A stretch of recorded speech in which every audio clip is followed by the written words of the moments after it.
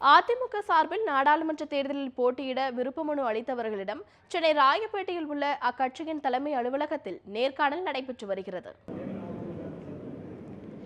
இது பற்றி விவரங்களை அங்கிருக்கும் நமது செய்தியாளர் ராணி கார்த்திக்கிடம் கேட்கலாம். ராணி கார்த்திக், இந்த நேர்காணலில் முக்கிய பிரமுகர்கள் யாரேனும் கலந்து கொண்டிருக்காங்களா? இப்போ அந்த நேர்காணலில் யார் பங்கேற்றிருக்காங்க? இப்போ வரைக்கும் எத்தனை பேருக்கு நேர்காணல் நடைபெற்றிருக்கு?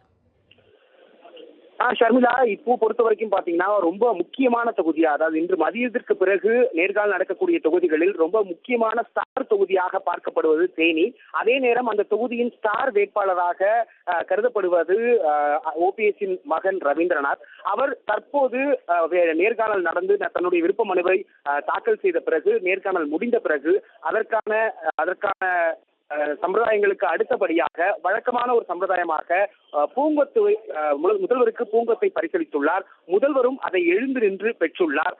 இது மிகவும் வழக்கமான ஒன்றுதான் என்றாலும் ஓபிஎஸ், அதாவது துணை முதல்வர் என்ற வகையில் துணை முதல்வர் மகனுக்காக செலுத்தக்கூடிய ஒரு கண்ணியமான மரியாதையாகவே இது பார்க்கப்படுகிறது. அது மட்டுமில்லாமல் அவருக்கு ஒதுக்கப்படக்கூடிய சீட் என்பது கிட்டத்தட்ட அதிமுக வட்டாரங்களில் உறுதிப்படுத்திவிட்டதாகவே தெரிவிக்கப்படுகிறது.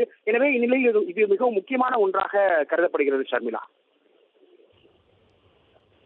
ராணி கார்த்திக், இப்போ வரைக்கும் அங்க எத்தனை பேருக்கு நேர்காணல் முடிஞ்சிருக்கு? எத்தனை தொகுதிகளுக்கான நேர்காணல் இப்போ வரைக்கும் நடந்திருக்கு? இல்ல, காலையிலிருந்து பொறுத்த வரைக்கும் பாத்தீங்கன்னா மொத்தம் 7 தொகுதிகளுக்கு நேர்காணல் நடைபெற்று முடிந்தது. அதாவது கரூர் விடுத்து, தென்காசி, நான் ஏற்கனவே குறிப்பிட்டபடி தென்காசி, திருநெல்வேலி உள்ளிட்ட அதை சுற்றியுள்ள மாவட்டங்களுக்கான நேர்காணல் காலை முதல் நடந்தது. கரூர், திருப்பூர், இதற்கான மாவட்டங்கள் நடைபெற்றது. இன்று பிற்பகலுக்கு பிறகு பார்த்தீர்கள் என்றால், நான் ஏற்கனவே குறிப்பிட்டபடி தூத்துக்குடி, திருநெல்வேலி, இது போன்ற மாவட்டங்களுக்கான நேர்காணல் நடைபெறுகிறது. இதில் குறிப்பிடத்தகுந்த விஷயம் என்னவென்றால், தூத்துக்குடி மற்றும் கன்னியாகுமரி மாவட்டங்களுக்கான நேர்காணல் தற்போது பிற்பகலில் நடைபெறுகிறது. இந்த மாவட்டங்களை பொறுத்த வரைக்கும் அதிமுக தரப்பில் அதை பாஜக கூட்டணியில் இருப்பதன் காரணமாக அந்த தொகுதிகளை பாஜகவுக்கு ஒதுக்குவதற்கான வாய்ப்பு தான் அதிகமாக இருக்கிறது. எனவே அதை மற்றவர்கள் எடுத்துக்கொள்வதற்கான வாய்ப்பு மிகவும் குறைவாக இருக்கிறது. அதே போல் தென்காசி தொகுதியை பொறுத்த வரைக்கும் பார்த்தீர்கள் என்றால், அதை புதிய தமிழகம் கட்சிக்கு கொடுப்பதற்கான வாய்ப்பு மிகவும் அதிகமாக இருக்கிறது. இதை ஏற்கனவே புதிய தமிழகம் கட்சியை தொகுதி உடன்பாட்டுக்கு பிறகு செய்தியாளர்களை சந்தித்த கிருஷ்ணசாமி அவர்களும் தெரிவித்துள்ளார். எனவே இன்று பிற்பகலில் 10 தொகுதிகளுக்கான நேர்காணல் நடைபெற்றாலும் அதிகாரப்பூர்வமாக அது மிகவும் முக்கியமான 7 தொகுதிகளுக்கு மட்டும்தான் நடைபெறும் என்று அதிமுக வட்டாரத்தில் தெரிவிக்கப்பட்டுள்ளது. ஷர்மிளா.